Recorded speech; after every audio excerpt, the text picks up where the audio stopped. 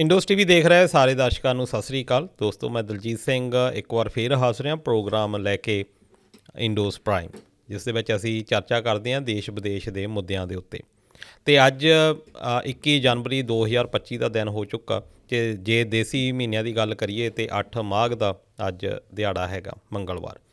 ਅਤੇ ਦੋਸਤੋ, ਗੱਲਬਾਤ ਸ਼ੁਰੂ ਕਰਦੇ ਹਾਂ ਅਤੇ ਨਾਲ ਮੇਰਾ ਸਾਥ ਨਿਭਾ ਰਹੇ ਨੇ ਹਰਜੀਤ ਲਸਾੜਾ ਜੀ, ਜਿਹੜੇ ਕਿ ਸਾਡੇ ਇੱਥੇ ਕੁਈਨਸਲੈਂਡ ਤੋਂ ਪੰਜਾਬੀ ਟ੍ਰਿਬਿਊਨ ਦੇ ਪੱਤਰਕਾਰ ਨੇ।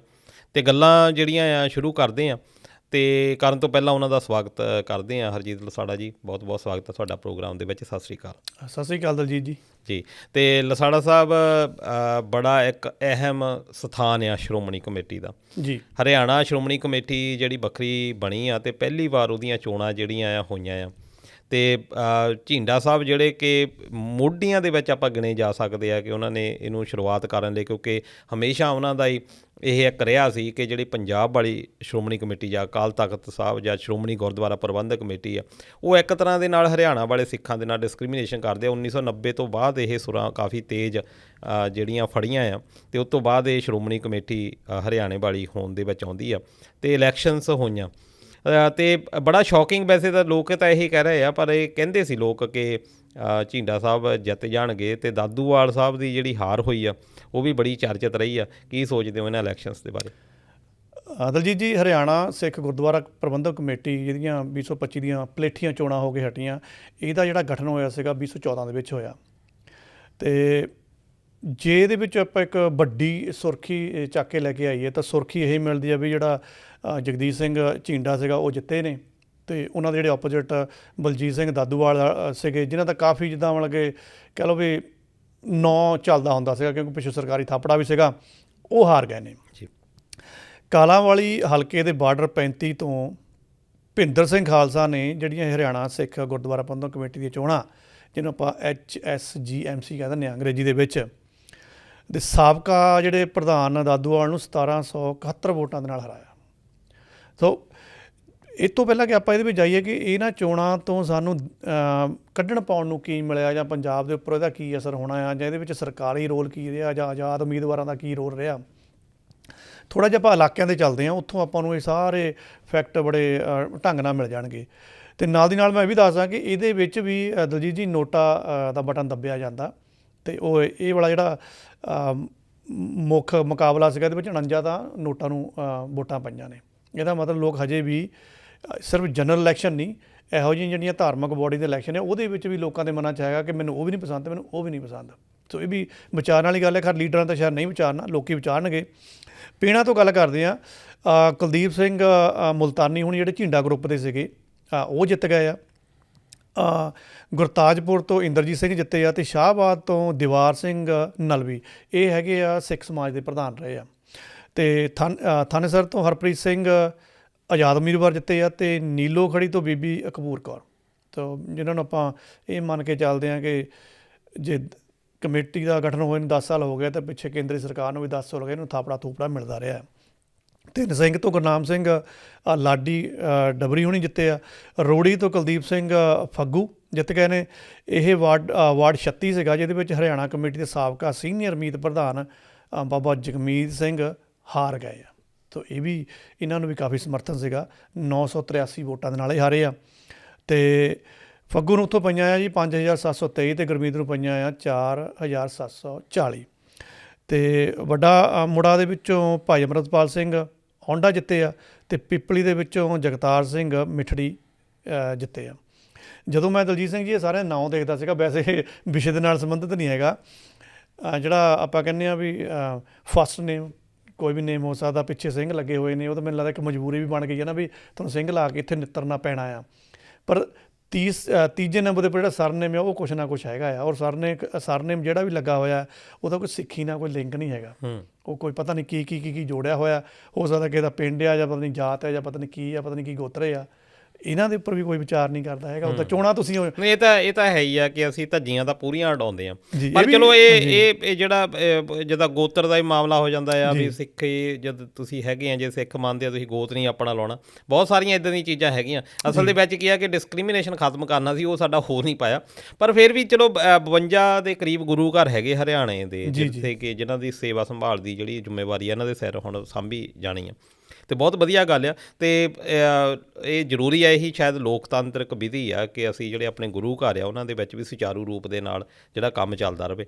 ਪਰ ਜਦੋਂ ਹੁਣ ਸੁਚਾਰੂ ਰੂਪ ਦੀ ਆਪਾਂ ਗੱਲ ਕਰਦੇ ਹਾਂ, ਜੇ ਇਹੀ ਆਪਾਂ ਮੋੜਾ ਹੁਣ ਸ਼੍ਰੋਮਣੀ ਗੁਰਦੁਆਰਾ ਪ੍ਰਬੰਧਕ ਕਮੇਟੀ ਵੱਲ ਆਉਂਦੇ ਹਾਂ, 2011 ਦੇ ਵਿੱਚ ਚੋਣਾਂ ਹੁੰਦੀਆਂ ਤੇ ਜਿਹੜੇ 30 ਦੇ ਕਰੀਬ ਜਿਹੜੇ ਮੈਂਬਰ ਆ ਉਹ ਉਹਨਾਂ ਦੀ ਡੈਥ ਹੋ ਚੁੱਕੀ ਆ ਉਸ ਤੋਂ ਬਾਅਦ, ਤੇ ਉੱਥੇ ਦਾ ਜਿਹੜਾ ਸੁਚਾਰੂ ਰੂਪ ਆ ਉਹਦੇ ਉੱਤੇ ਕੋਈ ਅਜੇ ਤੱਕ ਝਾਤ ਨਹੀਂ ਪੈ ਰਹੀ।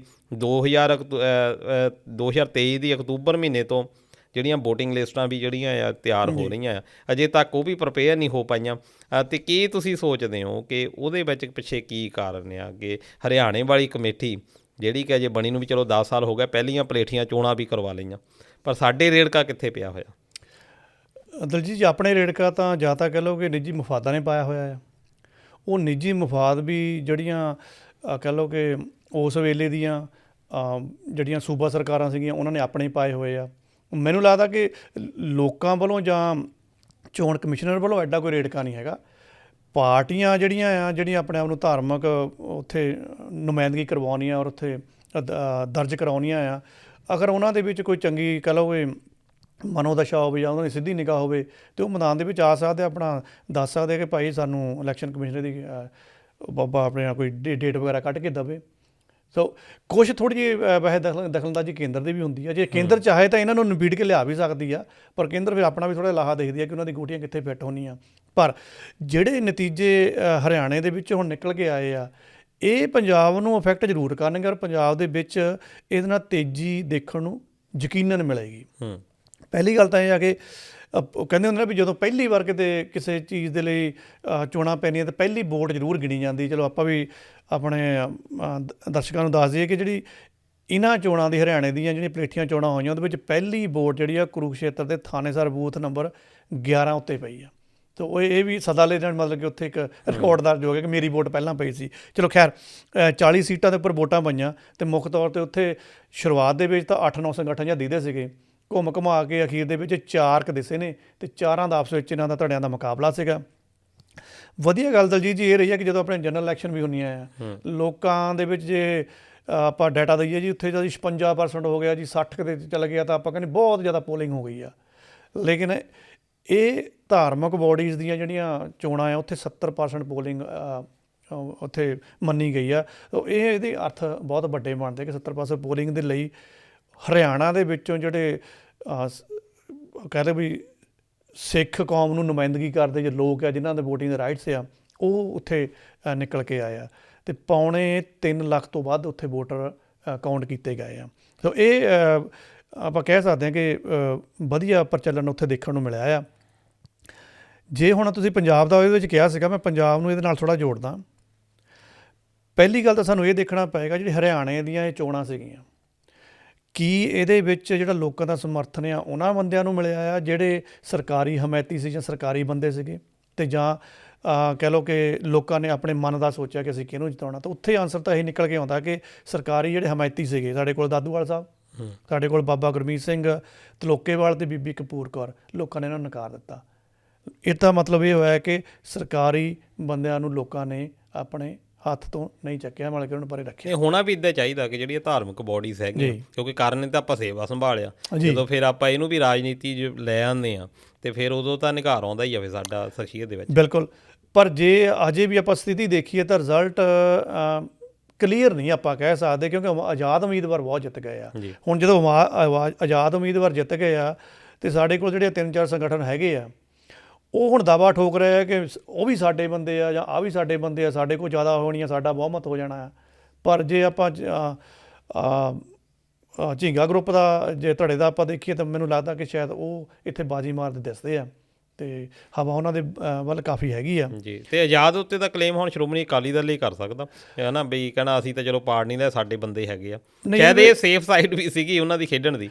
ਦੇਖੋ ਅਕਾਲੀ ਦਲ 'ਚੋਂ ਬਾਹਰ ਜ਼ਰੂਰ ਆਇਆ ਦਲਜੀਤ ਜੀ ਜੀ, ਪਰ ਮੈਨੂੰ ਲੱਗਦਾ ਉਹਨਾਂ ਨੂੰ ਜੇ ਬਾਹਲੀਆਂ ਹੋਰ ਕਿਤੇ ਖੁਸ਼ੀਆਂ ਨਹੀਂ ਮਿਲੀਆਂ ਹੈਗੀਆਂ, ਆਹ ਚੋਣਾਂ ਤੋਂ ਬਾਅਦ ਤਾਂ ਥੋੜ੍ਹੀ ਜਿਹੀ ਖੁਸ਼ੀ ਹੋਈ, ਕਿਉਂਕਿ 5 ਬੰਦੇ ਤਾਂ ਉਹਨਾਂ ਦੇ ਤਾਂ ਸਿੱਧੇ ਤੌਰ 'ਤੇ ਉਹ ਹੱਥ ਲਗਾ ਕੇ ਉਂਗਲੀਆਂ ਦੱਸ ਸਕਦੇ ਨੇ ਵੀ ਦੇਖੋ ਆਹ 5 ਬੰਦੇ ਸਾਡੇ ਸੀਗੇ। ਜੀ ਉਹ ਵੱਖਰੀ ਗੱਲ ਆ ਕਿ ਅਸੀਂ ਅਕਾਲੀ ਦਲ ਦੇ ਨਾਂ 'ਤੇ, ਕਿਉਂਕਿ ਪੋਲੀਟੀਕਲ ਪਾਰਟੀ ਹੋਣ ਕਰਕੇ ਜਿਹੜਾ ਥੋੜ੍ਹਾ ਚੱਕਰ ਪਿਆ ਹੋਇਆ ਇਹਨਾਂ ਦਾ ਕੋਰਟ ਦਾ, ਉਹਦੇ ਕਰਕੇ ਹੈਗੇ ਤਾਂ ਉਹਨਾਂ ਦੇ ਬੰਦੇ ਸੀਗੇ ਨਾ। ਜੀ ਜੇ ਕਿਤੇ ਕੋਰਟ ਦਾ ਅੜਿੱਕਾ ਨਾ ਹੁੰਦਾ ਤਾਂ ਅਕਾਲੀ ਦਲ ਦੇ ਨਾਂ ਦੇ ਥੱਲੇ ਉਹ ਉੱਥੇ ਚੋਣਾਂ ਲੜਦੇ।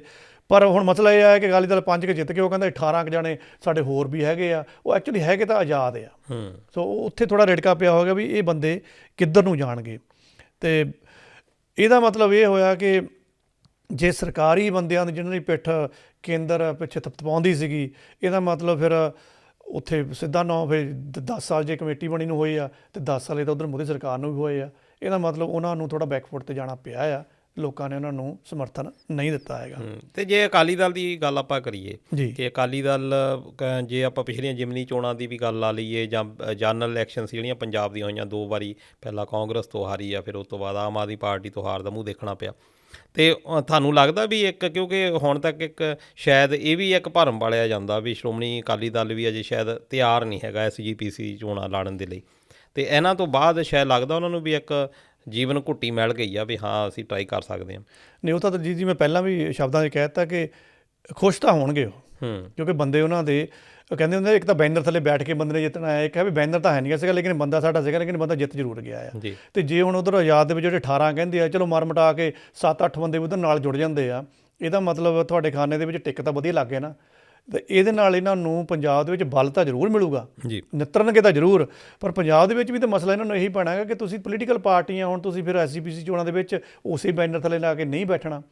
ਜੇ ਅਕਾਲੀ ਦਲ ਦੀ ਇਹ ਵੀ ਹੁਣ ਸਮੱਸਿਆ ਆ ਰਹੀ ਹੈ ਕਿ ਹਜੇ ਜਿਹੜੇ ਧੜੇ ਆ ਉਹ ਇਕੱਠੇ ਨਹੀਂ ਹੋਏ ਹੈਗੇ, ਅਤੇ ਜਿਹੜਾ ਆਪਣੇ ਕੋਲ ਅੰਮ੍ਰਿਤਪਾਲ ਹੋਣਾ ਦਾ ਨਵੀਂ ਪਾਰਟੀ ਆਈ ਆ, ਉਹ ਇਹਨਾਂ ਤੋਂ ਬਿਲਕੁਲ ਅਲੱਗ ਅਕਾਲੀ ਦਲ ਦੀ ਗੱਲ ਕਰੀ ਜਾਂਦੇ ਆ, ਅਤੇ ਜਿਹੜੇ ਸੁਧਾਰ ਧੜੇ ਵਾਲੇ ਸੀਗੇ ਉਹ ਚਲੋ ਚੁੱਪ ਕਰਕੇ ਬੈਠੇ ਸੀਗੇ। ਪਰ ਜੇ ਹਿਸਾਬ ਨਾਲ ਹੁਣ ਇਹਨਾਂ ਦੀ ਕਾਰਵਾਈਆਂ ਚੱਲਦੀਆਂ, ਹੋ ਸਕਦਾ ਕਿ ਉਹ ਵੀ ਸਿੰਘ ਸਾਹਿਬਾਨ ਕੋਲ ਚੱਲ ਜਾਣ ਕਿ ਭਾਈ ਤੁਹਾਡਾ ਕੋਈ ਪੂਰਾ ਮੰਨਿਆ ਮੁੰਨਿਆ ਤਾਂ ਹੈ ਨਹੀਂਗਾ, ਸਾਨੂੰ ਵੀ ਕੋਈ ਚੋਰ ਰਸਤਾ ਦੇ ਦਿਓ, ਅਸੀਂ ਵੀ ਆਪਣੇ ਮੋੜ ਮੋੜੀ ਕਾਰਵਾਈ ਕਰੀਏ। ਸੋ ਇਹਦਾ ਮਤਲਬ ਏਕਤਾ ਤਾਂ ਅਕਾਲੀ ਦਲ 'ਚ ਵੀ ਹੈ ਨਹੀਂਗੀ, ਅਤੇ ਜੇ ਏਕਤਾ ਹੈ ਨਹੀਂਗੀ ਤਾਂ ਫਿਰ ਸ਼ਾਇਦ ਉਹਦਾ ਕੋਈ ਫਾਇਦਾ ਕੋਈ ਹੋਰ ਹੀ ਜਾਣਾ ਉੱਥੇ ਉਠਾਏਗਾ। ਜੀ ਸ਼ਾਇਦ। ਅਤੇ ਕਿਸਾਨ ਮੋਰਚੇ ਵੱਲ ਨੂੰ ਵੀ ਜਾਂਦੇ ਆ। ਕਿਸਾਨ ਮੋਰਚੇ ਦੇ ਵਿੱਚ ਡੱਲੇਵਾਲ ਸਾਹਿਬ ਜਿਹੜੇ ਕਾਫੀ ਦਿਨਾਂ ਤੋਂ ਮਰਨ ਵਰਤ ਉੱਤੇ ਚੱਲ ਰਹੇ ਭੁੱਖ ਹੜਤਾਲ ਦੇ ਉੱਤੇ, ਅਤੇ ਹੁਣ ਉਹਨਾਂ ਨੇ ਡਾਕਟਰੀ ਸਹਾਇਤਾ ਲੈਣ ਦੀ ਤਕੀਦ ਕਰ ਦਿੱਤੀ ਆ, ਅਤੇ ਸੈਂਟਰ ਨੇ ਵੀ ਕਹਿ ਦਿੱਤਾ ਆ ਵੀ ਫਰਵਰੀ 14 ਨੂੰ ਆਪਾਂ ਤੁਹਾਡੇ ਨਾਲ ਜਿਹੜੀ ਮੀਟਿੰਗ ਕਰਾਂਗੇ। ਅਤੇ ਕੀ ਸੋਚਦੇ ਹੋ ਇਹ ਜਿਹੜੀ ਉਹਨਾਂ ਨੇ ਕਾਲ ਦਿੱਤੀ ਆ? ਤਾਂ ਕਈ ਲੋਕ ਇਹ ਵੀ ਕਹਿੰਦੇ ਆ ਵੀ ਇੰਨੀ ਜ਼ਿਆਦਾ ਦੇਰ ਦੀ ਕਾਲ ਦੇਣ ਦੀ ਕੀ ਜ਼ਰੂਰਤ ਸੀ, ਜੇ ਗੱਲਬਾਤ ਕਰਨੀ ਆ ਤਾਂ ਤੁਸੀਂ 1-2 ਦਿਨ ਦੇ ਵਿੱਚ ਇਹ ਨਿਬੇੜਾ ਕਰੋ, ਜਾਂ ਇੱਕ ਤਰ੍ਹਾਂ ਦੇ ਨਾਲ ਇਹ ਟਰਕਾਉਣ ਦੀ ਤਰਕੀਬ ਹੈਗੀ ਆ ਸੈਂਟਰ ਦੀ। ਜੇ ਆਪਾਂ ਅਖਬਾਰਾਂ ਦੀਆਂ ਸੁਰਖੀਆਂ ਪ੍ਰਿੰਟ ਦੀਆਂ ਜਾਂ ਰੇਡੀਓ ਦੀਆਂ ਆਪਾਂ ਪੋਡਕਾਸਟ ਦੇਖ ਲਈਏ ਜਾਂ TV ਦੇ ਉੱਪਰ ਗੱਲਾਂ ਬਾਤਾਂ ਦੇਖ ਲਈਏ, ਤਾਂ ਉੱਥੇ ਹੈਡਿੰਗ ਤਾਂ ਇਹੀ ਬਣ ਕੇ ਆਉਂਦਾ ਜੀ, ਜਗਜੀਤ ਸਿੰਘ ਡੱਲੇਵਾਲ ਜਿਹੜੇ ਕਿਸਾਨ ਆਗੂ ਮੰਨ ਗਏ ਜੀ, ਉਹ ਯਾਨੀ ਮੰਨ ਗਏ ਸ਼ਬਦ ਨਾਲ ਜ਼ਰੂਰ ਲੱਗ ਰਿਹਾ ਆ। ਮੰਨ ਕੇ ਇਸ ਚੀਜ਼ ਲੈ ਕੇ ਗਏ ਆ ਕਿ ਡਰਿੱਪ ਲਾਉਣ ਲਈ ਮੰਨ ਗਏ ਆ, ਯਾਨੀ ਕਿ ਕਿਸਾਨ ਆਗੂ ਡੱਲੇਵਾਲ ਕੌਮਾ ਡਰਿੱਪ, ਬਸ ਆਹੀ ਗੱਲ ਹੋਣ ਡਈ ਆ। ਇਹਦਾ ਮਤਲਬ ਭੁੱਖ ਹੜਤਾਲ ਤਾਂ ਜੇ ਟੁੱਟੀ ਨਹੀਂ, ਯਾਨੀ ਡ੍ਰਿਪਿੰਗ ਜਿਹੜੀ ਹੈ ਉਹ ਤਾਂ ਮੈਡੀਕਲ ਦੇ ਆਪਾਂ ਤੌਰ 'ਤੇ ਰੱਖ ਲਈਏ ਜੀ। ਪਰ ਮੇਰਾ ਮੰਨਣਾ ਇਹ ਆ ਕਿ ਅਸਲ 'ਚ ਡੱਲੇਵਾਲ ਥੋੜ੍ਹਾ ਮੰਨੇ ਆ। ਡੱਲੇਵਾਲ ਤਾਂ ਜਦੋਂ ਦਾ ਭੁੱਖ ਹੜਤਾਲ 'ਤੇ ਬੈਠਾ ਹੈ ਉਹ ਤਾਂ ਉਦੋਂ ਦਾ ਹੀ ਕਹਿੰਦਾ ਗੱਲਬਾਤ ਕਰੋ, ਸਾਡੇ ਨਾਲ ਗੱਲਬਾਤ ਕਰੋ। ਠੀਕ ਹੈ ਜੀ, ਉਹ ਸਰਕਾਰ ਦੀ ਨੀਅਤ ਨਹੀਂ ਸੀਗੀ ਕਿ ਅਸੀਂ ਨਹੀਂ ਗੱਲ ਕਰਨੀ, ਉਹਨਾਂ ਕੋਲ ਹੋਣਗੇ ਕੋਈ ਨਾ ਕੋਈ ਇਹਦੇ ਕਾਰਨ ਵੀ ਤੁਸੀਂ ਤਾਂ 2 ਜਣੇ ਗਰੁੱਪ ਬੈਠੇ ਆ, ਜਾਂ ਤਾਂ ਉਹਨਾਂ ਨੂੰ ਲੱਗਦਾ ਕੋਈ ਸਹੀ ਸਮਾਂ ਨਹੀਂ ਆਇਆ। ਇਹਦਾ ਮਤਲਬ ਡੱਲੇਵਾਲ ਥੋੜ੍ਹਾ ਮੰਨਿਆ ਆ, ਸਰਕਾਰ ਮੰਨੀ ਆ। ਸਰਕਾਰ ਕਿਉਂ ਮੰਨੀ ਆ? ਸਰਕਾਰ 2 ਚੀਜ਼ਾਂ ਨਾਲ ਮੰਨ ਸਕਦੀ ਸੀਗੀ। ਹੁਣ ਸਰਕਾਰ ਜਾਂ ਤਾਂ ਇਸ ਗੱਲੋਂ ਹੁਣ ਥੋੜ੍ਹਾ ਜਿਹਾ ਡਰਦੀ ਸੀਗੀ ਕਿ ਬਈ ਬਾਕੀ ਦੇ ਜਿਹੜੇ ਗੁਰਾਹਾਂ ਗਰੁੱਪ ਆ ਜਾਂ ਹੋਰ ਵੀ 2-3 ਧੜੇ ਹੈਗੇ ਆ ਵੱਡੇ, ਉਹ ਆ ਕੇ ਏਕਤਾ ਦੀ ਗੱਲ ਕਰਨ ਲੱਗ ਪਏ ਆ। ਉਹ ਵੱਖਰੀ ਗੱਲ ਆ ਕਿ ਇਹਨਾਂ ਨਿਮਾਣਿਆਂ ਨੇ ਵੀ ਏਕਤਾ ਨਹੀਂ ਕੀਤੀ, ਹਜੇ ਵੀ ਕਹਿੰਦੇ ਸਾਡੀ ਅੰਸ਼ਕ ਏਕਤਾ ਹੋ ਗਈ, ਅਜੇ ਪੂਰਨ ਏਕਤਾ ਨਹੀਂ ਹੋਈ ਹੈਗੀ।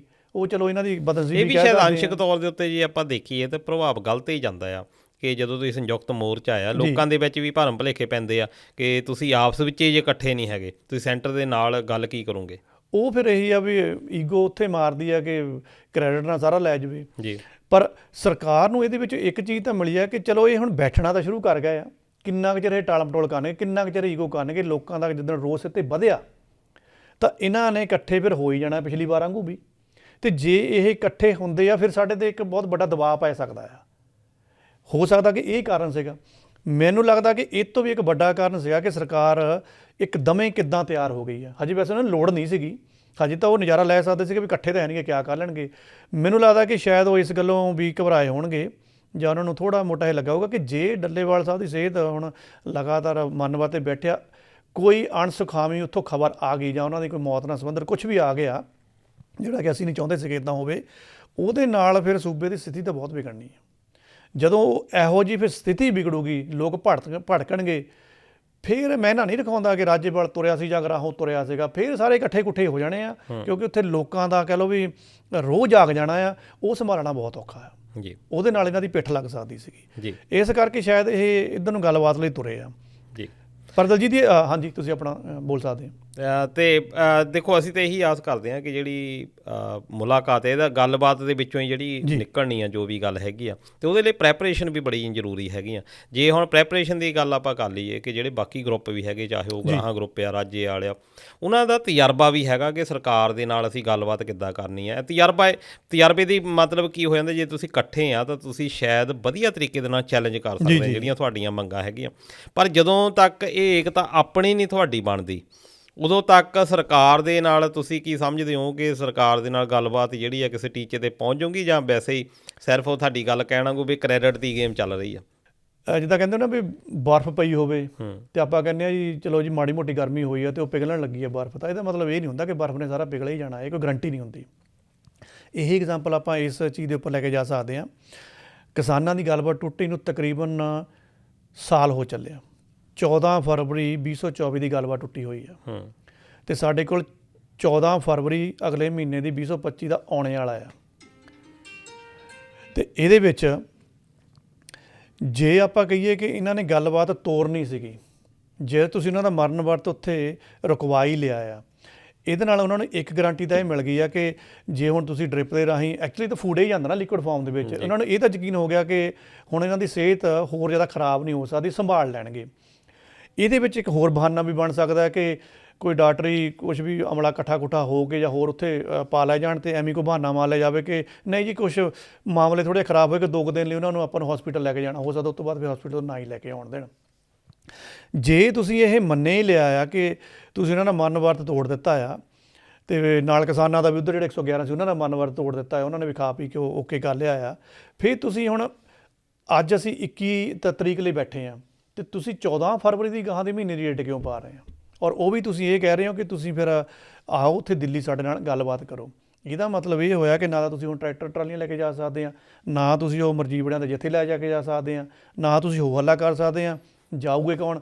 5-7 ਦਾ ਕੋਈ ਜਥਾ ਵੀ ਮਾੜਾ ਮੋਟਾ ਜਾਊਗਾ, ਜਥਾ ਵੀ ਉਹਨੂੰ ਕਹਿ ਨਹੀਂ ਸਕਦੇ ਕਿ ਉਹ ਮੈਂਬਰਸ ਬਣ ਕੇ ਜਾਣਗੇ, ਉੱਥੇ ਜਾ ਕੇ ਗੱਲਬਾਤ ਕਰਨਗੇ। ਜਿਹੜਾ ਹੁਣ ਵਿਚਾਲੇ ਇੰਨਾ ਟਾਈਮ ਪਾ ਰਹੇ ਆ, ਇਹ ਥੋੜ੍ਹਾ ਸੋਚਣ 'ਤੇ ਮਜਬੂਰ ਕਰਦਾ ਕਿ ਸਰਕਾਰ ਦੀ ਅਸਲ 'ਚ ਮਨੋਦਸ਼ਾ ਹੈ ਕੀ ਆ, ਗੱਲਬਾਤ ਤੋਰਨੀ ਆ ਕਿ ਜਸਟ ਉਹਨਾਂ ਨੇ ਇੱਕ ਵਕਤ ਟਪਾਇਆ ਕਿ ਸਥਿਤੀ ਨਾ ਖਰਾਬ ਹੋ ਜਾਵੇ, ਕੋਈ ਅਣਸੁਖਾਵੀਂ ਉੱਥੇ ਘਟਨਾ ਨਾ ਹੋ ਜਾਵੇ, ਕੋਈ ਉਹ ਮਰਨ ਵਰਤੇ ਬੈਠੇ ਆ, ਕੋਈ ਇਸ ਤਰ੍ਹਾਂ ਦਾ ਕੁਛ ਉੱਥੋਂ ਸੁਨੇਹਾ ਆ ਜਾਵੇ। ਵੈਸੇ ਦਿੱਲੀ ਵਾਲੇ ਜਿਹੜੇ ਇਲੈਕਸ਼ਨਸ ਆ ਜੀ, ਉਹਨਾਂ ਦੇ ਵਿੱਚ ਇੱਕ ਤਾਂ ਉਹ ਬਿਜ਼ੀ ਵੀ ਬਹੁਤ ਹੈ, ਦੂਜਾ ਇਹਦਾ ਪ੍ਰਭਾਵ ਵੀ ਕਿਤੇ ਹੋ ਸਕਦਾ। ਦਿੱਲੀ ਦੀਆਂ ਇਲੈਕਸ਼ਨ ਵੀ ਤਾਂ 5 ਫਰਵਰੀ ਨੂੰ ਸਮਾਪਤ ਹੋ ਜਾਣੀਆਂ, ਚਲੋ ਉਸ ਤੋਂ ਬਾਅਦ 2-4 ਦਿਨ ਨਤੀਜੇ ਨਤੂਜੇ ਆ ਕੇ ਸਾਰਾ ਉਹ ਚੋਣ ਜਾਣੀ ਆਪਣਾ ਉਹ ਵਕਤ, ਕਿਉਂਕਿ ਨੋ ਡਾਊਟ ਕਿ ਦਿੱਲੀ ਦੇ ਲੋਕ ਜਿਹੜੇ ਆ, ਹੁਣ ਜੇ ਕਹਿ ਲਈਏ ਕਿ ਜਿਹੜੇ ਲੋਕ ਜਾਂਦੇ ਵੀ ਆ, ਖੱਜਲ ਖੁਆਰ ਤਾਂ ਹੋ ਰਹੇ ਆ, ਕਿ ਉਹਨਾਂ ਦੇ ਮਨ 'ਚ ਵੀ ਹੋਣਾ ਵੀ ਸਰਕਾਰ ਸ਼ਾਇਦ ਟਕਾ ਰਹੀ ਆ, ਸਰਕਾਰ ਇੱਦੋਂ ਵੀ ਇੱਕ ਤਰ੍ਹਾਂ ਦੇ ਨਾਲ ਚਲਾਕੀ ਪੁਣੇ ਦੇ ਨਾਲ ਜਿਹੜਾ ਕੰਮ ਆ ਉਹ ਕਰ ਗਈ ਆ।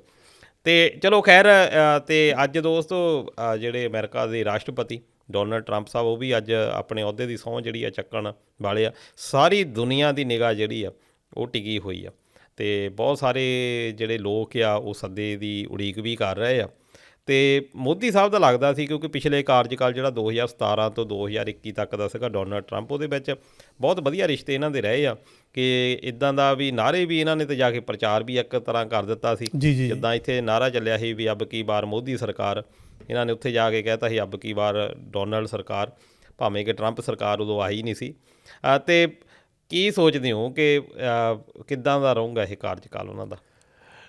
ਦੇਖੋ, ਰਿਪਬਲਿਕਨ ਪਾਰਟੀ ਦੇ ਟਰੰਪ 47ਵੇਂ ਰਾਸ਼ਟਰਪਤੀ ਦੇ ਉਮੀਦਵਾਰ ਆ ਜੀ। ਉਮੀਦਵਾਰੀ ਦੇਖੋ, ਸਹੁੰ ਤਾਂ ਉਹਨਾਂ ਦੀ ਕੱਲ੍ਹ ਚੱਕ ਹੋਣੀ ਆ ਜੀ, ਠੀਕ ਹੈ ਜੀ। ਉਹ ਉੱਥੇ ਅਮਰੀਕਾ ਦੀ 21 ਤਰੀਕ ਆ ਅਤੇ ਅੱਜ ਅਸੀਂ ਇੱਥੇ 21 ਤਰੀਕ 'ਚ ਬੈਠੇ ਹਾਂ। ਜੇ ਤੁਸੀਂ ਇਹਨਾਂ ਦੀਆਂ ਸਹੁੰ ਚੱਕਣ ਤੋਂ ਪਹਿਲਾਂ ਸੁਰਖੀ ਚੱਕੋ ਤਾਂ ਉਹਨਾਂ ਨੇ ਸੁਰਖੀ ਦੇ ਵਿੱਚ ਮੈਂ ਉਹਦੀ ਪੰਜਾਬੀ ਕਰ ਦਿੰਦਾ ਜੀ। ਕਹਿੰਦੇ ਵੀ ਜਿੱਦਾਂ ਹੀ ਮੈਂ ਸੱਤਾ ਦੇ ਵਿੱਚ ਆਇਆ ਨਾ ਰਾਸ਼ਟਰਪਤੀ ਬਣ ਕੇ, ਹੂੰ ਮੈਂ ਕਹਿੰਦਾ ਲੋਕਾਂ ਦੇ ਸਿਰ ਘੁਮਾ ਦੇਣੇ ਆ। ਹੂੰ ਇਹ ਉਹਨਾਂ ਦੀ ਮਤਲਬ ਕਿ ਇਹ ਪੰਜਾਬੀ ਲਾਸਟ ਟਰਮ ਹੈ ਟ੍ਰਾਂਸਲੇਟ ਇਹ ਜੀ। ਤੇ ਜਾਣੀ ਕਿ ਇਹਦਾ ਮਤਲਬ ਕੀ ਆ ਕਿ ਉਹ ਤੇਜ਼ੀ ਦੇ ਨਾਲ ਫੈਸਲੇ ਲੈਣਗੇ। ਹੂੰ ਠੀਕ ਆ ਜੀ। ਹੁਣ ਉਹਨਾਂ ਨੇ ਕਿਹਾ ਵੀ 100 ਤੋਂ ਵੱਧ ਜਿਹੜੇ ਕਾਰਜਕਾਰੀ ਆਦੇਸ਼ ਆ ਨਾ ਉਹਨਾਂ ਦਾ ਐਲਾਨ ਕਰਨੇ ਆ। ਹੂੰ ਮਤਲਬ ਕਿ ਤੁਸੀਂ ਆਉਂਦੇ ਹੀ ਪਹਿਲਾਂ ਹੀ ਕਹਿ ਦਿੱਤਾ ਵੀ 100 ਚੀਜ਼ਾਂ ਮੈਂ ਨੋਟ ਕਰਕੇ ਰੱਖੀਆਂ ਵੀ ਆਉਂਦੇ ਬਾਅਦ ਥੱਲੇ ਮਚਾ ਦੇਣੀਆਂ, ਵੀ ਸਿਰੇ ਘੁਮਾ ਦੇਣੇ ਆ। ਸੋ ਵੈਸੇ ਤਾਂ ਜਦੋਂ 100 ਦੀ ਗਿਣਤੀ 'ਚ ਆਪਾਂ ਗੱਲਾਂ ਬਾਤਾਂ ਕਹਿੰਦੇ ਵੀ ਹੁਕਮਨਾਮੇ ਹੀ ਕਹਿ ਸਕਦੇ ਉਹਨਾਂ ਦੇ ਲਈ, ਠੀਕ ਹੈ ਜੀ, ਜਾਂ ਹੁਕਮ ਕਹਿ ਸਕਦੇ ਹਾਂ ਚਲੋ, ਤੇ ਉਹ ਫਿਰ ਸਿਰ ਘੁਮਾਉਣ ਦੇ ਕਾਬਲ ਤਾਂ ਹੋਣਗੇ। ਹੁਣ ਇਹਦੇ ਵਿੱਚ ਉਹਨਾਂ ਨੇ ਇਹ ਜਿਹੜੀਆਂ 100 ਹੁਕਮ ਕਹੇ ਆ ਵੀ ਘੁਮਾ ਦੇਣੇ ਆਪਾਂ ਸਿਰ, ਉਹਦੇ ਵਿੱਚ ਜਾਂ ਤਾਂ ਇਮੀਗ੍ਰੇਸ਼ਨ ਦੇ ਉੱਪਰ ਵੀ ਬੋਲਣਗੇ। ਹੂੰ ਫਿਰ ਸਾਡੇ ਕੋਲ ਸਰਹੱਦੀ ਨੀਤੀ ਵਾਲੇ ਮੈਕਸੀਕੋ ਦਾ ਵੀ ਪੰਗਾ, ਉੱਥੇ ਕੰਧ ਕੁੰਧ ਤਾਂ ਕਹਿੰਦੇ ਮੇਰੇ ਲੱਗਦਾ ਪੂਰੀ ਕਰ ਹੀ ਲਈ ਆ ਜਾਂ ਕਰਨੇ ਵਾਲੇ ਹੋਣੇ ਆ। ਫਿਰ ਜਲਵਾਯੂ ਦੇ ਉੱਪਰ ਵੀ ਕੋਈ ਨਾ ਕੋਈ ਕਾਨੂੰਨ ਕੁਛ ਨਾ ਕੁਛ ਲੈ ਕੇ ਆਉਣਗੇ, ਊਰਜਾ ਦੇ ਖੇਤਰ 'ਚ ਵੀ ਲੈ ਕੇ ਆਉਣਗੇ ਅਤੇ ਕ੍ਰਿਪਟੋ ਕਰੰਸੀ ਦੇ ਉੱਪਰ ਵੀ ਲੈ ਕੇ ਆਉਣਗੇ। ਅਤੇ ਮੈਨੂੰ ਲੱਗਦਾ ਇਹਨਾਂ ਤੋਂ ਸਭ ਤੋਂ ਉੱਪਰ ਪਤਾ ਕੀ ਰੱਖਣਗੇ, ਜਿਹੜੇ ਬ੍ਰਿਕਸ ਦੇ ਦੇਸ਼ਾਂ ਨੂੰ ਇਹਨੇ ਧਮਕੀ ਦਿੱਤੀ ਆ ਉਹਨੂੰ ਦੁਬਾਰਾ ਥੋੜ੍ਹਾ ਜਿਹਾ ਨਾ ਇਹ ਹੋਰ ਮਸਾਲਾ ਲਾ ਕੇ ਇਹ ਤਿੱਖਾ ਕਰਨਗੇ ਵੀ ਤੁਸੀਂ ਬੰਦੇ ਦੇ ਪੁੱਤ ਬਣ ਜਾਓ, ਸਾਡੇ ਡਾਲਰ ਨਾਲ ਕੰਮ ਕਰੀ ਜਾਓ ਤਾਂ ਹੀ ਵਧੀਆ ਆ।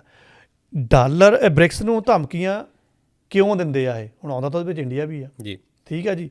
ਬ੍ਰਿਕਸ ਨੂੰ ਧਮਕੀ ਇਸ ਕਰਕੇ ਮਿਲਦੀ ਆ, ਤੁਸੀਂ ਇਹ ਮਤਲਬ ਕਿ ਹੁਣ ਕੋਡ ਕਰ ਲਿਓ ਚੀਜ਼ ਨੂੰ, ਅਮਰੀਕਾ ਦੇ ਜਿਹੜੇ ਇਸ ਟਾਈਮ ਦੇ ਹਾਲਾਤ ਆ, ਜਿਹੜੀ ਉਹਨਾਂ ਦੀ ਇਕੋਨਮੀ ਆ ਉਹ ਇੰਨੀ ਸੈੱਟ ਨਹੀਂ ਜਾ ਰਹੀ ਹੈਗੀ।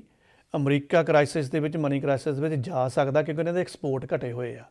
ਜੇ ਹੁਣ ਡਾਲਰ ਦੀ ਜਗ੍ਹਾ 'ਤੇ ਕੋਈ ਹੋਰ ਕਰੰਸੀਆਂ ਚੱਲ ਪਈਆਂ, ਜਾਂ ਚਾਈਨਾ ਦੀਆਂ ਚੱਲ ਪਈਆਂ, ਜਾਂ ਇੰਡੀਅਨ ਨੇ ਵੀ ਆਪਣਾ ਰੁਪਈਆ ਭਜਾਉਂਦੇ ਫਿਰਦੇ ਆ ਵੀ ਸਾਡੇ 'ਚ ਵੀ ਨਾਲ ਨਾਲ ਸਿੱਧਾ ਸਿੱਧਾ ਵਪਾਰ ਹੋਈ ਜਾਵੇ, ਉਹ ਸਿੱਧਾ ਤੇ ਸਿੱਧਾ ਫਿਰ ਅਮਰੀਕਾ ਨੂੰ ਖੋਰਾ ਆ।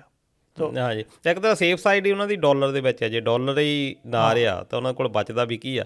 ਪਰ ਜਿੱਦਾਂ ਇਹ ਆਪਸ ਵਿੱਚ ਜੇ ਆਪਾਂ ਡੋਨਲਡ ਟਰੰਪ ਨੂੰ ਰਾਸ਼ਟਰਪਤੀ ਦੇ ਤੌਰ 'ਤੇ ਨਾ ਦੇਖੀਏ, ਇੱਕ ਹੈਗੇ ਤਾਂ ਬਿਜ਼ਨਸ ਮਾਈਂਡਡ ਬੰਦੇ ਆ ਜੀ, ਕਿ ਹਰ ਚੀਜ਼ ਨੂੰ ਬਿਜ਼ਨਸ ਦੇ ਪਿਛਲੇ ਕਾਰਜਕਾਲ ਦੇ ਵਿੱਚ ਵੀ ਹੋ ਗਿਆ ਸੀ। ਭਾਵੇਂ ਇਹਨਾਂ ਨੇ ਬਹੁਤ ਵਧੀਆ ਵੀ ਕਈ ਐਕਸ਼ਨ ਇੱਦਾਂ ਦੇ ਹੋਏ ਆ, ਚਾਹੇ ਉਹ ਅਰਬ ਕੰਟਰੀਆਂ ਦੀ ਇਜ਼ਰਾਈਲ ਦੇ ਨਾਲ ਜਿੱਦਾਂ ਦੀ ਭੂਮਿਕਾ ਇਹਨਾਂ ਦੀ ਰਹੀ ਆ, ਮਿੱਤਰਚਾਰਾ ਵਧਾਤਾ ਕੋਈ ਕਰ ਹੀ ਨਹੀਂ ਸਕਦਾ ਇਹ। ਸ਼ਾਇਦ ਇਸ ਵਾਰ ਵੀ ਇਹ ਉਮੀਦ ਕੀਤੀ ਜਾ ਰਹੀ ਆ ਵੀ ਰਸ਼ੀਆ ਤੇ ਯੂਕਰੇਨ ਦੀ ਸ਼ਾਇਦ ਜੰਗ ਬੰਦ ਕਰਵਾ ਦੇਣਗੇ।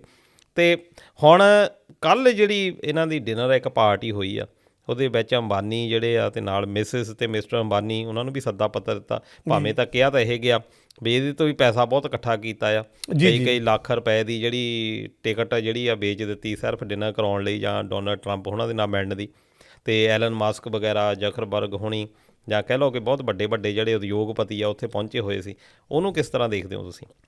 ਜੀ ਬਿਲਕੁਲ ਜੀ, ਬੜਾ ਵਧੀਆ ਤੁਸੀਂ ਇਹ ਪੁਆਇੰਟ ਚੱਕਿਆ। ਮੇਰੇ ਖਿਆਲ ਅਖਬਾਰਾਂ ਦੇ ਵਿੱਚ ਜਿਹੜੇ ਵੱਡੇ ਸਮੂਹ ਆ, ਸ਼ਾਇਦ ਇੰਨਾ ਜ਼ਿਕਰ ਹੋਇਆ ਨਹੀਂ, ਪਰ ਵੈਸੇ ਜ਼ਿਕਰ ਕਰ ਲੈਣਾ ਚਾਹੀਦਾ ਸੀਗਾ। ਪਰ ਜਿੰਨੀਆਂ ਵੀ ਇਹ ਸੁਰਖੀਆਂ ਨਿਕਲ ਕੇ ਆਈਆਂ, ਜਿਹਨੇ ਵੀ ਇਹ ਸੁਰਖੀ ਦੇਖੀ ਹੈ ਉਹਦੇ ਲਈ ਅਚੰਭੇ ਦੀ ਗੱਲ ਆ। ਇਸ ਅਚੰਭੇ ਦੀ ਗੱਲ ਤੋਂ ਜਾਣ ਤੋਂ ਪਹਿਲਾਂ ਮੈਂ ਜਿਹੜੇ ਆਪਾਂ ਨੇ ਕਿਹਾ ਵੀ ਉਹਨੇ ਹੁਕਮ ਕੱਢਣੇ ਆ 100। ਅਮਰੀਕਾ ਜਿਹੜਾ ਉਹਨਾਂ ਦਾ ਸੰਵਿਧਾਨ ਹੈ ਉਹ ਇਹ ਕਹਿੰਦਾ ਵੀ ਰਾਸ਼ਟਰਪਤੀ ਕੁਛ ਵੀ ਬੋਲ ਸਕਦਾ, ਕੋਈ ਵੀ ਆਪਣਾ ਹੁਕਮ ਲੈ ਕੇ ਆ ਸਕਦਾ ਆ, ਪਰ ਉਹਨੂੰ ਕਾਂਗਰਸ ਤੋਂ ਪ੍ਰਵਾਨਗੀ ਲੈਣੀ ਪੈਂਦੀ ਆ। ਸੋ ਜੇ ਉਹਨੂੰ ਕਾਂਗਰਸ ਨੇ ਪ੍ਰਵਾਨਗੀ ਨਹੀਂ ਦਿੱਤੀ ਹੈਗੀ ਤਾਂ ਉੱਥੇ ਮਸਲਾ ਖੜ੍ਹ ਸਕਦਾ ਆ, ਕਿਉਂਕਿ ਇਹਨਾਂ ਦਾ ਉੱਪਰਲਾ ਸਦਨ ਅਤੇ ਹੇਠਲਾ ਸਦਨ ਉੱਥੇ ਹੀ ਜਾ ਕੇ ਵੀ ਕਈ ਕੁੰਡੀ ਅੜ ਜਾਂਦੀ ਹੁੰਦੀ ਆ।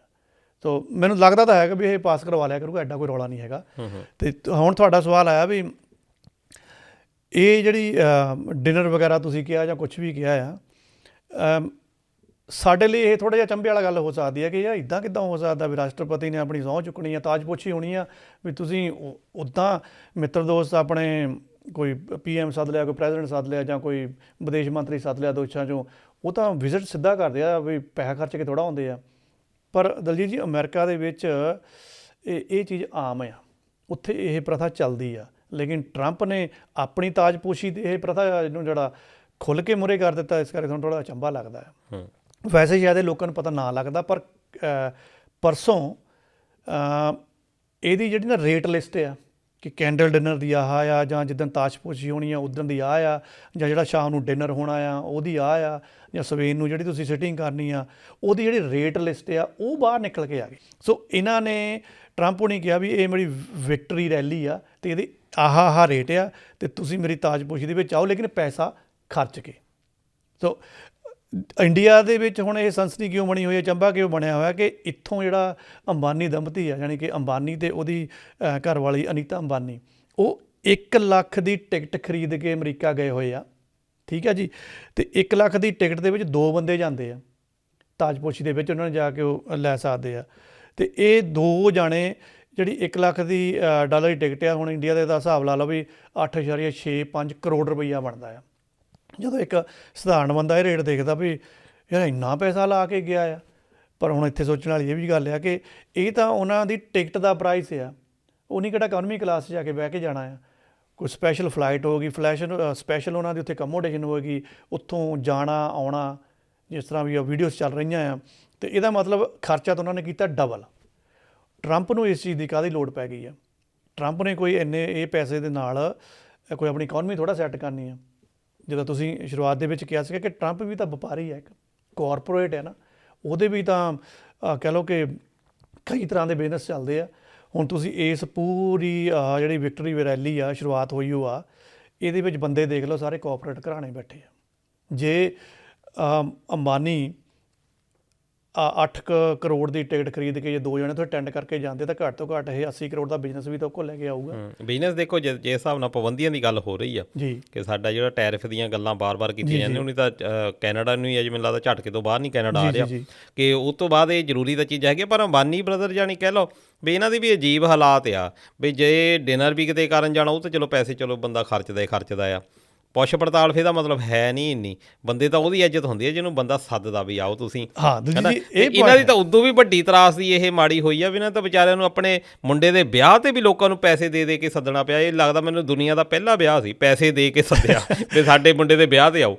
ਤੇ ਇਹ ਵਿਆਹ ਹਜੇ ਕਿਹੜਾ ਖਤਮ ਹੋਇਆ, ਹਜੇ ਵਿਆਹ ਚੱਲੀ ਜਾਂਦਾ, ਕੁਛ ਨਾ ਕੁਛ ਆਉਂਦਾ ਰਹਿੰਦਾ। ਪਰ ਦੇਖੋ ਅਮੀਰ ਜਿਹੜੇ ਹੈਗੇ ਆ ਇਹ ਟੋਟਕੇ ਆ, ਤੇ ਪਰ ਫਿਰ ਵੀ ਅਸੀਂ ਇਹ ਦੁਆਵਾਂ ਕਰਦੇ ਹਾਂ ਕਿ ਵਧੀਆ ਜਿਹੜੇ ਸੰਬੰਧ, ਕਿਉਂਕਿ ਅਮਰੀਕਾ ਅੱਜ ਵੀ ਪ੍ਰਭਾਵ ਰੱਖਦਾ ਦੁਨੀਆ ਦੇ ਉੱਤੇ, ਚਾਹੇ ਉਹ ਆਪਾਂ ਇਕਨੋਮਿਕਲੀ ਦੇਖ ਲਈਏ ਤੇ ਚਾਹੇ ਵੈਸੇ ਵੀ ਆਪਸੀ ਜਿਹੜੇ ਤਾਲਮੇਲ ਆ, ਵਪਾਰ ਆ, ਉਹਨਾਂ ਦੇ ਵਿੱਚ ਦੇਖ ਲਈਏ ਅਜੇ ਮੋਢੀ ਦੀ ਭੂਮਿਕਾ ਨਿਭਾਉਂਦਾ। ਇਸ ਕਰਕੇ ਨਜ਼ਰ ਹੁੰਦੀ ਆ ਹਮੇਸ਼ਾ ਅਮਰੀਕਾ ਦੇ ਉੱਤੇ ਸਾਰੀ ਦੁਨੀਆ ਦੀ। ਪਰ ਜੇ ਇੱਕ ਪਾਸੇ ਇਹ ਜ਼ਰੂਰ ਹੈਗੀ ਸਾਂਸ਼ਨੀ ਵੀ ਮੋਦੀ ਸਾਹਿਬ ਵੇਟ ਤਾਂ ਜ਼ਰੂਰ ਕਰਦੇ ਸੀ, ਜਿੱਦਾਂ ਤੁਸੀਂ ਗੱਲ ਕੀਤੀ ਕਿ ਮੀਡੀਆ ਦੇ ਵਿੱਚ ਪੂਰੀ ਗੱਲ ਨਹੀਂ ਹੋਈ। ਮੀਡੀਆ ਵੀ ਸ਼ਾਇਦ ਇਸੇ ਗੱਲ ਲਈ ਉਡੀਕ ਕਰ ਰਿਹਾ ਸੀਗਾ ਵੀ ਮੋਦੀ ਸਾਹਿਬ ਨੂੰ ਸੱਦਾ ਆਵੇ, ਅਸੀਂ ਵੀ ਗੱਲਾਂ ਜਿਹੜੀਆਂ ਬਣਾਈਏ, ਕਿਉਂਕਿ ਲੋਕ ਇਹ ਗੱਲਾਂ ਸੁਣਨੀਆਂ ਲਾਈਕ ਕਰਦੇ ਆ। ਪਰ ਇਹ ਦੂਜੇ ਪਾਸੇ ਚਾਈਨਾ ਦੇ ਉਹ ਜਿਹੜੇ ਰਾਸ਼ਟਰਪਤੀ ਉਹਨਾਂ ਦੇ ਨਾਲ ਗੱਲਬਾਤ ਕਰਦੇ ਆ, ਅਤੇ ਇੱਕ ਤਰ੍ਹਾਂ ਦੇ ਨਾਲ ਜਾਂ ਕਹਿ ਲਓ ਸਿੱਧਾ ਤਾਂ ਸ਼ਾਇਦ ਪਤਾ ਨਹੀਂ, ਪਰ ਇੱਕ ਤਰ੍ਹਾਂ ਜੇ ਗੱਲਬਾਤ ਕਰਨੀ, ਜਿੱਦਾਂ ਉਹਨਾਂ ਨੇ ਕਿਹਾ ਦੋਨੇ ਪਾਸੇ ਵੀ ਅਸੀਂ ਜਿਹੜੀ ਭੂਮਿਕਾ ਵਧੀਆ ਕਰਾਂਗੇ, ਵਧੀਆ ਸਾਡੇ ਸੰਬੰਧ ਹੋਣਗੇ ਵਗੈਰਾ ਵਗੈਰਾ ਗੱਲਾਂ ਬਾਤਾਂ ਹੋਈਆਂ। ਪਰ ਉਹਨਾਂ ਨੇ ਵੀ ਕਹਿਤਾ ਵੀ ਅਸੀਂ ਆਪਣਾ ਰਾਸ਼ਟਰਪਤੀ ਨਹੀਂ ਭੇਜਣਾ, ਮੈਂ ਤਾਂ ਬਹੁਤ ਬਿਜ਼ੀ ਹਾਂ, ਅਤੇ ਆਪਾਂ ਉਪ ਰਾਸ਼ਟਰਪਤੀ ਜਿਹੜਾ ਭੇਜਾਂਗੇ। ਅਤੇ ਇੱਧਰਲੇ ਪਾਸੇ ਇੱਦਾਂ ਦੀ ਕੋਈ ਉਮੀਦ ਲੱਗਦੀ ਨਹੀਂ। ਜੈ ਸ਼ੰਕਰ ਸਾਹਿਬ ਵੈਸੇ ਕਹਿੰਦੇ ਅਟੈਂਡ ਕਰਨਗੇ। ਤੁਸੀਂ ਜਾਂਦੇ ਵੈਸੇ ਹੁਣ ਚੁੰਡੀ ਭਰਤਾ ਲਈ ਆ ਇਹ, ਪਰ ਚੁੰਡੀ ਹੈ ਬਹੁਤ ਇਹ ਕਹਿ ਲਓ ਕਿ ਤਿੱਖੀ ਜਿਹੀ ਆ, ਥੋੜ੍ਹਾ ਜਿਹਾ ਇਹ ਦੁੱਖ ਲਾਊਗੀ। ਦੇਖੋ ਜਦੋਂ ਇਹ ਵਿਕਟਰੀ ਰੈਲੀ ਹੋਣੀ ਸੀਗੀ ਜਾਂ ਪਹਿਲਾਂ ਦੀਆਂ ਗੱਲਾਂ ਸ਼ੁਰੂ ਹੋਈਆਂ ਸੀਗੀਆਂ, ਅਮਰੀਕਨ ਲੋਕਾਂ ਨੂੰ ਕੋਈ ਚੰਬਾ ਨਹੀਂ ਹੈਗਾ ਕਿ ਇਹਦੇ ਪੈਸੇ ਉੱਥੇ ਉਹਨਾਂ ਨੇ ਰੱਖੇ ਹੋਏ ਆ, ਉੱਥੇ ਚੱਲਦਾ ਹੈ। ਸਾਡੇ ਲਈ ਚਲੋ ਉਦੋਂ ਚੰਬਾ ਸੀ, ਪਰ ਅਸੀਂ ਉਦੋਂ ਥੋੜ੍ਹੇ ਜਿਹੇ ਹਨੇਰੇ 'ਚ ਸੀਗੇ। ਉਦੋਂ ਤੱਕ ਨਹੀਂ ਹਨੇਰੇ 'ਚ ਰਹੇ ਹਾਂ ਜਦੋਂ ਤੱਕ ਇਹ ਪਰਚਾ ਲੀਕ ਨਹੀਂ ਹੋ ਗਿਆ ਰੇਟਾਂ ਦਾ। ਸਾਰੇ ਭਾਰਤੀ ਨੂੰ ਐਂ ਲੱਗਾ ਵੀ ਅੰਬਾਨੀ ਦੰਪਤੀ ਨੂੰ ਸੱਦਿਆ ਗਿਆ, ਵੀ ਵੱਡਾ ਨਾਂ ਬਣਿਆ ਹੋਇਆ ਵੀ ਇਹਨੂੰ ਸੱਦਿਆ ਗਿਆ। ਟਰੰਪ ਨੂੰ ਵੀ ਲੱਗਾ ਕਿ ਵੀ ਭਾਈ ਇਹਦੀ ਐਂਟਰੀ ਤਾਂ ਕਰਵਾਉਣੀ ਆ। ਲੇਕਿਨ ਜਿੱਦਾਂ ਹੀ ਇਹ ਪਰਸੋਂ ਜਾਂ ਇਹ ਰੇਟ ਲਿਸਟ ਲੀਕ ਹੋਈ ਆ, ਫਿਰ ਲੋਕਾਂ ਨੂੰ ਇੱਕਦਮ ਕਲੀਅਰ ਹੋਇਆ ਕਿ ਭਾਈ ਸੱਦਿਆ ਸੁੱਦਿਆ ਨਹੀਂ ਗਿਆ ਕਿਸੇ ਨੂੰ, ਇਹ ਤਾਂ ਪੈਸਾ ਖਰਚ ਕੇ ਆਪ ਜਾ ਰਹੇ ਆ, ਆਪਣੇ ਕਿਰਾਏ ਖਰਚ ਕੇ। ਅਤੇ ਇਹਦਾ ਮਤਲਬ ਇਹ ਹੋਇਆ ਫਿਰ ਇੱਥੇ ਫਿਰ ਇਹ ਟਰਨਿੰਗ ਪੁਆਇੰਟ ਬਣਦਾ ਕਿ ਅਡਾਨੀ ਵੀ ਤਾਂ ਬੈਠਾ ਆ। ਅਡਾਨੀ ਕਿਉਂ ਨਹੀਂ ਉਹਨੇ ਪੈਸਾ ਖਰਚਿਆ? ਮੋਦੀ ਸਾਹਿਬ ਦੇਸ਼ ਦੇ PM ਆ, ਉਹ ਕਿਉਂ ਨਹੀਂ ਗਏ ਹੈਗੇ? ਕਿਆ ਇਹਨਾਂ ਨੇ ਸਲਾਹ ਕਰਕੇ ਤਾਂ ਨਹੀਂ ਅੰਬਾਨੀ ਨੂੰ ਉੱਥੇ ਭੇਜਿਆ ਕਿ ਤੂੰ ਜਾਇਆ? ਚਲੋ ਇਹ ਅਸੀਂ ਨਹੀਂ ਕਹਿ ਸਕਦੇ ਵੀ ਕਿਹਨੇ ਕਿਹਨਾਂ ਕਿ ਸਲਾਹ ਕੀਤੀ ਆ। ਅਗਰ ਅੰਬਾਨੀ ਉੱਥੇ ਚਲ ਗਿਆ ਇਹਦਾ ਮਤਲਬ ਜਿੰਨੇ ਖਰਚ ਕੇ ਆਇਆ ਉਹ ਤੋਂ ਮੈਂ ਤਾਂ ਕਹਿੰਦਾ 100 ਗੁਣਾ ਉਹ ਆਪਣਾ ਵਪਾਰ ਲੈ ਕੇ ਆਊਗਾ, ਅਤੇ ਉਸ 100 ਗੁਣਾ ਵਪਾਰ ਦੇ ਵਿੱਚੋਂ 20-30% ਤਾਂ ਫਿਰ ਟਰੰਪ ਵੀ ਤਾਂ ਆਪਣੇ ਮੁਲਕ ਲਈ ਰੱਖੂਗਾ ਹੀ, ਤਾਂ ਹੀ ਉਹ ਅਗਲੇ ਨੇ ਉਹਨੂੰ ਅਸੈਪਟ ਕੀਤਾ ਆ। ਲੇਕਿਨ ਆਪਾਂ ਇਹ ਕਹਿੰਦੇ ਹਾਂ ਕਿ ਮੋਦੀ ਸਾਹਿਬ ਕਿਉਂ ਨਹੀਂ ਗਏ ਹੈਗੇ? ਉਹ ਤਾਂ ਬੜੇ ਉਹਨਾਂ ਦੇ ਯਾਰ ਸੀਗੇ, ਗੱਲਾਂ ਵੀ ਬਥੇਰੀਆਂ ਹੁੰਦੀਆਂ ਸੀਗੀਆਂ। ਉੱਥੇ ਥੋੜ੍ਹਾ ਜਿਹਾ ਮਸਲਾ ਮੈਨੂੰ ਇਹ ਲੱਗਦਾ ਕਿ ਜਿਹੜੀ ਪਿਛਲੇ ਜਿਹੇ ਸਮੇਂ 'ਚ ਆਪਣੇ ਰਿਪੋਰਟ ਨਸ਼ਰ ਹੋਈ ਆ ਅੰਬਾਨੀ ਦੇ ਉੱਪਰ, ਉਹਦੇ ਵਿੱਚ ਜੇ ਅੰਬਾਨੀ ਦੀ ਖਿਚਾਈ ਹੋਈ ਹੈ ਤਾਂ ਨਾਲ ਮੋਦੀ ਸਾਹਿਬ ਦੀ ਵੀ ਖਿਚਾਈ ਹੋਈ ਹੈ। ਸੋ ਸੰਬੰਧ ਉਹ ਕੋਈ ਇੰਨੇ ਵਧੀਆ ਨਹੀਂ ਸੀਗੇ। ਜੇ ਨਿਉਤਾ ਮੋਦੀ ਸਾਹਿਬ ਨੂੰ ਆਇਆ ਔਰ ਮੋਦੀ ਸਾਹਿਬ ਨੇ ਇਹਨਾਂ ਨੂੰ ਕਹਿ ਲਓ ਕਿ ਨਾ ਕਰ ਦਿੱਤੀ, ਉਹਨਾਂ ਦੀ ਜਗ੍ਹਾ 'ਤੇ ਅੰਬਾਨੀ ਜਾ ਰਿਹਾ ਆ, ਤਾਂ ਮੇਰੇ ਖਿਆਲ ਫੈਸਲਾ ਸਹੀ ਸੀਗਾ। ਕਿਉਂਕਿ ਜੇ ਮੋਦੀ ਸਾਹਿਬ ਤੁਰੇ ਹੁੰਦੇ, ਅੱਜ ਉੱਥੇ ਵੀਡੀਓ ਦੇ ਵਿੱਚ ਦਿਸਦੇ ਹੁੰਦੇ, ਤਾਂ ਲੋਕਾਂ ਨੇ ਇਹ ਕਹਿਣਾ ਸੀਗਾ ਵੀ ਟੈਕਸ ਪੇਅਰ ਦਾ ਪੈਸਾ ਖਰਚ ਕੇ ਮੋਦੀ ਸਾਹਿਬ ਕਿਹੜਾ ਉਹ ਮਿੱਤਰ ਬਣ ਕੇ ਉੱਥੇ ਗਏ ਆ, ਸਾਡੇ ਪੈਸੇ ਦੇ ਉੱਪਰ ਉੱਥੇ ਗਏ ਆ। ਉਹ ਫਿਰ ਸ਼ਰਮਿੰਦਗੀ ਬਹੁਤ ਹੋਣੀ ਸੀ। ਬਿਲਕੁਲ। ਅਤੇ ਖੈਰ ਦੋਸਤੋ, ਇਹ ਕੁਛ ਝਾਤ ਸੀ ਮੁੱਖ ਖਬਰਾਂ ਦੇ ਉੱਤੇ। ਤੇ ਤੁਹਾਨੂੰ ਇਹ ਪ੍ਰੋਗਰਾਮ ਕਿੱਦਾਂ ਦਾ ਲੱਗਾ ਤੁਸੀਂ ਆਪਣੀ ਫੀਡਬੈਕ ਦੇ ਸਕਦੇ ਹੋ। ਤੇ ਹੁਣ ਮਿਲਾਂਗੇ ਅਗਲੇ ਹਫਤੇ ਇੰਡੋਸ ਪ੍ਰਾਈਮ ਦੇ ਵਿੱਚ। ਉਦੋਂ ਤੱਕ ਆਪਣਾ ਖਿਆਲ ਰੱਖਿਓ। ਤੇ ਹੁਣ ਮੈਨੂੰ ਦਲਜੀਤ ਸਿੰਘ ਨੂੰ ਤੇ ਹਰਜੀਤ ਲਸਾੜਾ ਜੀ ਨੂੰ ਦਿਓ ਇਜਾਜ਼ਤ। ਮਿਲਾਂਗੇ ਅਗਲੇ ਹਫਤੇ। ਆਪਣਾ ਖਿਆਲ ਰੱਖਿਓ, ਤੰਦਰੁਸਤ ਰਹੋ, ਰੱਬ ਰਾਖਾ। ਸਤਿ ਸ਼੍ਰੀ ਅਕਾਲ। ਸ਼ੁਕਰੀਆ ਜੀ।